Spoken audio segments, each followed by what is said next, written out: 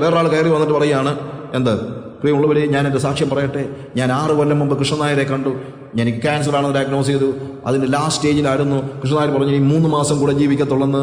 3 മാസം മാത്രം കൃഷ്ണനായർ എനിക്ക് സമയം തന്നപ്പോൾ ഇതിപ്പോൾ 6 വർഷം കഴിഞ്ഞിരിക്കുന്നു. ഇന്ന് നിങ്ങളുടെ മുമ്പിൽ വന്ന് ജീവനുള്ള സാക്ഷിയായി നിൽപ്പാൻ കർത്താവ് ഇടയാക്കിയത് ഓർത്ത് ഞാൻ കർത്താവിന് സ്തോത്രം ചെയ്ത് പറയുമ്പോൾ നിങ്ങളെല്ലാം എന്ത് ചെയ്യും? Hallelujah, hallelujah, praise the lord. ഓ, കർത്താവിൻ്റെ ഒരു അത്ഭുതം നോക്കണേ.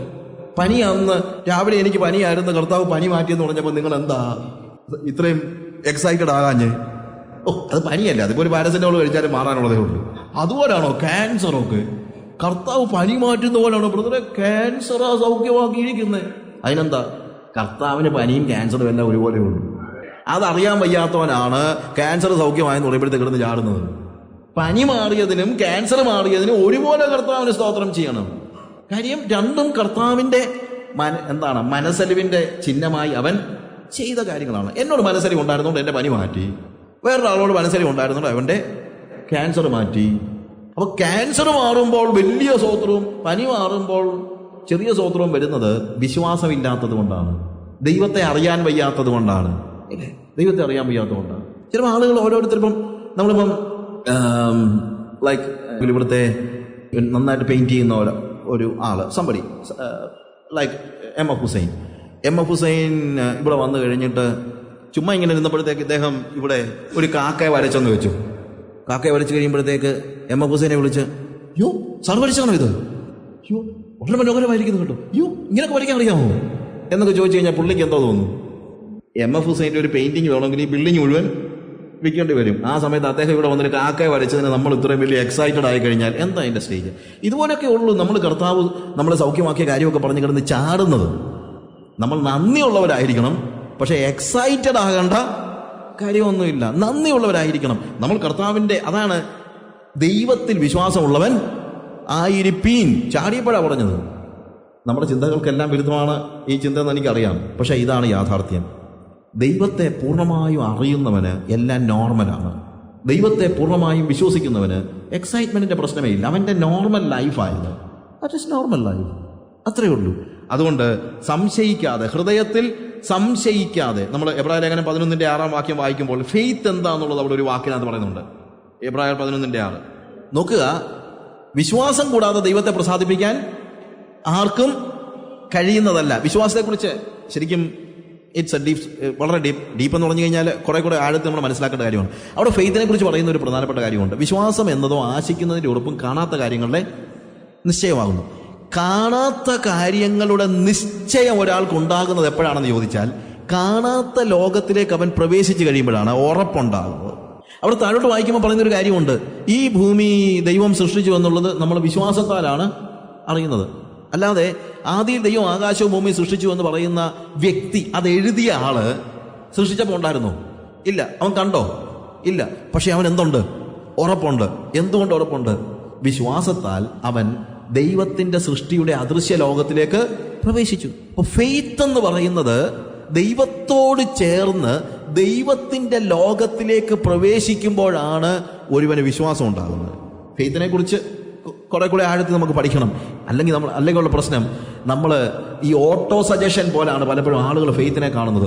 നീ വിശ്വസിക്കുക എന്ന് പറഞ്ഞു കഴിഞ്ഞാൽ കണ്ണ് ഉടച്ച് കുറേ നേരം ഓ എന്ന് പറഞ്ഞ് ഞെട്ടുന്നൊന്നുമല്ല വിശ്വാസം എന്ന് പറയുന്നത്. വിശ്വാസം എന്ന് പറയുന്നത് എന്താണ്? ദൈവത്തിന്റെ അദൃശ്യ ലോകത്തിൽ കയറി അവന്റെ പ്രവൃത്തികളെ അറിഞ്ഞ് അവനെ അറിഞ്ഞ് അത് കാണുന്ന അവന് യാതൊരു എക്സൈറ്റ്മെന്റിന്റെ പ്രശ്നമില്ല. It is normal to him because he is with God, he has seen God. വിശ്വാസം എന്നത് കാണാത്ത കാര്യങ്ങളുടെ നിശ്ചയമാണ്. കാണാത്ത കാര്യങ്ങളെ കുറിച്ചുള്ള ചിന്തകളല്ല, നിശ്ചയം, ഉറപ്പുണ്ടാകണമെങ്കിൽ അവൻ ആ ലോകത്തിലേക്ക് പ്രവേശിച്ചേ പറ്റൂ. ദൈവത്തിൽ വിശ്വാസമുള്ളവനായിരിക്കും എന്ന് പറഞ്ഞാൽ ദൈവത്തിന്റെ ലോകത്തിലേക്ക് പ്രവേശിക്കാനുള്ള ഒരു ആഹ്വാനമാണത്.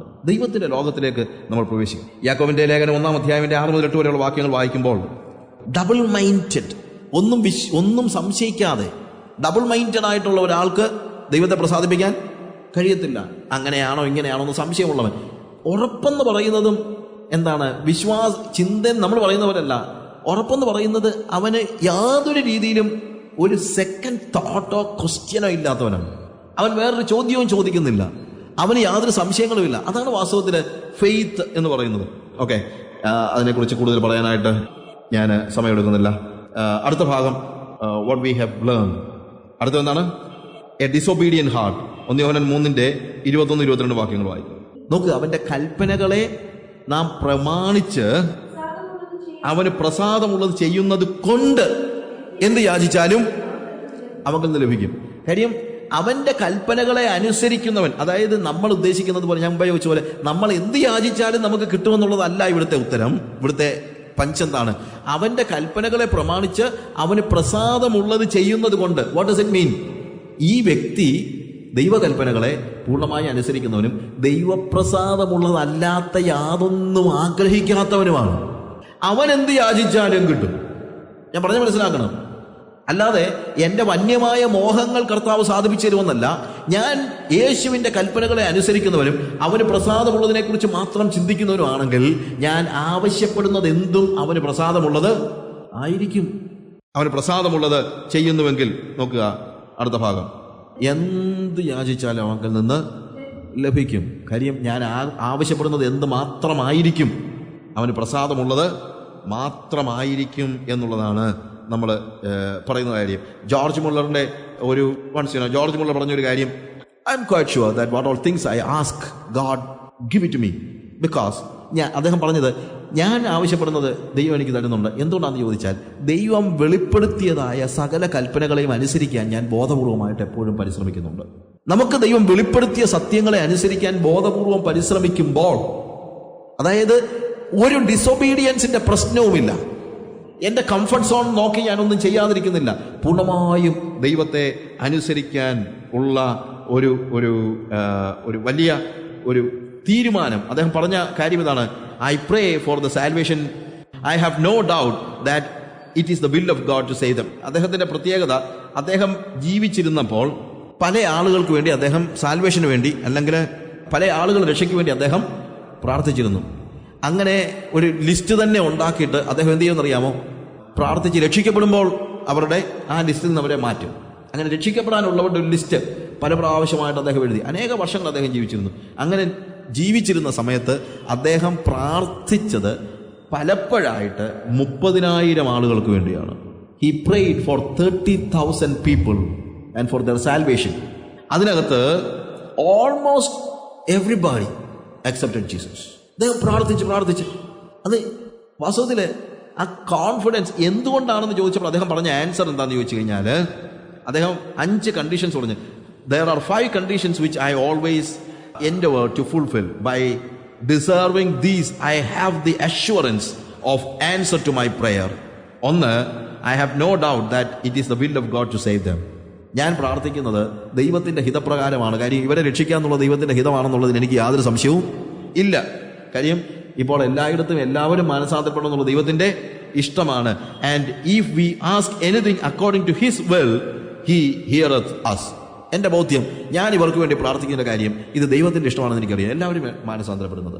2, അവന്റെ ഹിതപ്രകാരം എന്ത് അപേക്ഷിച്ചാലും, 1 യോഹന്നാൻ 5:14 കാണുന്നതാണ്, അവന്റെ ഹിതപ്രകാരം എന്ത് അപേക്ഷിച്ചാലും അവനത് നിങ്ങൾക്ക് നിർവഹിച്ച് തരും എന്നുള്ളത് അവന്റെ ബോധ്യമാണ്.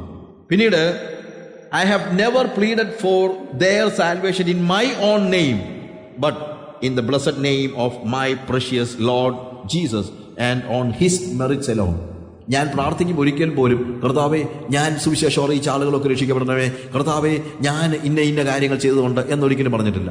ഞാൻ എപ്പോഴും യേശുവിൻ്റെ നാമത്തിൽ മാത്രം ഈ കാര്യം ദൈവത്തിൻ്റെ സന്നിധിയിലേക്ക് കൊണ്ടുവരാനായിട്ട് പരിശ്രമിച്ചിട്ടുണ്ട്. I always firmly believed in the willingness of God to hear my prayers. എൻ്റെ പ്രാർത്ഥനകളെ കേൾക്കുവാനുള്ള ദൈവത്തിൻ്റെ വില്ലിങ്നെസ്സിൽ ഞാൻ എപ്പോഴും വിശ്വസിച്ചിരുന്നു. I am not conscious of having yielded to any sin for.